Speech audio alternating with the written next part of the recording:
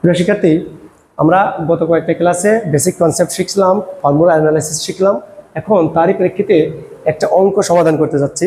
তো দেখো, অঙ্ক যদি আমরা একটু করি, বলছে ফাইন্ড আউট ফিউচার ভ্যালু, এর আরেক নাম হলো টার্মিনাল ভ্যালু। মনে থাকবে, দ্য ফলোয়িং এত টাকা 5,000 invested for 5 years at 9%, 5 years 9% পার অ্যানাম।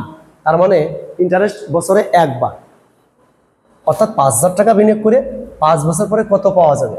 আবার বলছে অপশন 2তে 15,000 টাকা বিনিয়োগ করতেছি 7 বছরের জন্য, এবার 10% সুদ। এবার আবার বলছে ইন্টারেস্ট কম্পাউন্ডেড সেমি অ্যানুয়ালি, মনে রাখবা। লাস্টের সিতে বলছে টাকা 20,000 ইনভেস্ট করতেছি 10 বছরের জন্য 12% সুদের হারে, এবার বাই মান্থলি, মনে রাখবা। আর লাস্টে বলছে টাকা 10,000 ইনভেস্ট করতেছি, এটাও 5 বছরের জন্য কিন্তু মান্থলি। এবার হলো কি মান্থলি, এই দেখো মান্থলি। তো আমাদের কয়েকটা, এই একটা অঙ্কে কয়েকটা কন্ডিশন আছে, কখন অ্যানুয়াল বললে কি হবে, মান্থলি বললে কি হবে, বাই মান্থলি বললে কি হবে। এই মান্থলিও যা, বিওয়াই মান্থলিও তাই। অর্থাৎ আমরা যদি সমাধান শুরু করি, রিকোয়ারমেন্ট এ বারবারই বের করতে বলবে ফিউচার ভ্যালু। তাহলে তুমি এখন অঙ্কটা পড়ে দেখবা, এই ফিউচার ভ্যালু বের করতে বলছে। আমার টাকা দেওয়া আছে কি 5,000 টাকা, এই 5,000 টাকা কি আমার কিস্তি দেওয়া আছে না এককালীন। এবং আমি প্রথম ক্লাসেই তোমাদের বলেছিলাম কিস্তি চেনার উপায়, মনে করে দেখো তো।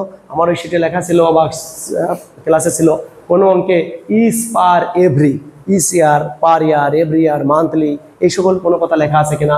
মান্থলি ডিপোজিট নাই, তাহলে ইস পার এভরি না থাকলেই বুঝতে হবে এটা কিস্তির অঙ্ক না, এটা হলো এককালীন। তাহলে আমরা এখন এককালীনের ফর্মুলা পাতাবো। এফ ভি সমান সমান PV into 1 plus I to the power N. এই লিখে ডাইন পাশে হেয়ার দিয়ে লিখবো পিভি সমান। দেখো এই অঙ্কে প্রেজেন্ট ভ্যালু কত, অর্থাৎ আজকের মূল্য কত। আজকে 5,000 টাকা জমা দিচ্ছ, পিভি পেয়ে গেলাম। এবার 1 তো পাবো না, সুদের হার পাবো। সুদের হার দ্যাট মিনস আয়ের মান, আয়ের মান হলো 9%। মনে রাখবা 9% সমান 0.09। অনেকেই এই জায়গা ভুলটা করে, 9%কে মনে করে 9.9, আসলে এটা ভুল, 0.09, খুব খেয়াল। ওকে, আর এন এর মান বছর, কয় বছর, 5 বছর। এই তাহলে আমরা এখন মানগুলো বসাই, বসে একটু ক্যালকুলেশন করি। হ্যাঁ, তাহলে প্রথমে আছে আমাদের 5,000 টাকা, একটু আমরা ক্যালকুলেশন করি। 1.09 পাওয়ার 5, একটু জুবাই একটু হেল্প করো।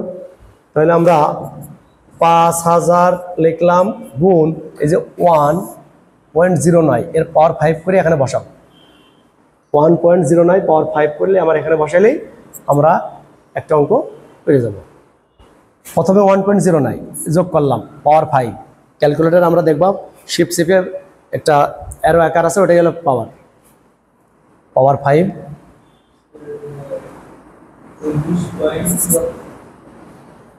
1.09 যে কথা বলছিলাম, 1.09 রে আমরা পাওয়ার 5 করব, হবে হলো 1.53 সামথিং। এবার এটা গুণ দাও, গুণ দিয়ে আমার এখানে বসাই দাও 7,000। এই হলো আমার মোটামুটি ফিউচার ভ্যালু। এটা হলো যদি আমার বছরে একবার বলে। এই অঙ্কটাই যদি আমি এখন রিকোয়ারমেন্ট 2 করতে চাই, 2-এ বলছে ইন্টারেস্ট কম্পাউন্ডেড সেমি অ্যানুয়ালি। মনে রাখবা আগের বার সেমি অ্যানুয়ালি বললেন, অ্যানুয়ালি বলছে, তাই এই মাসে।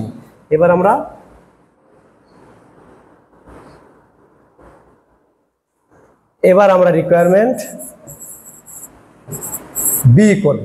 তাহলে বি করলে আমরা ফর্মুলাটা লিখে ফেলি, এফ বি সমান সমান পিভি ইন্টু 1 প্লাস আই, এবার ভাগ এম দিবা এম এল। তাহলে এখানে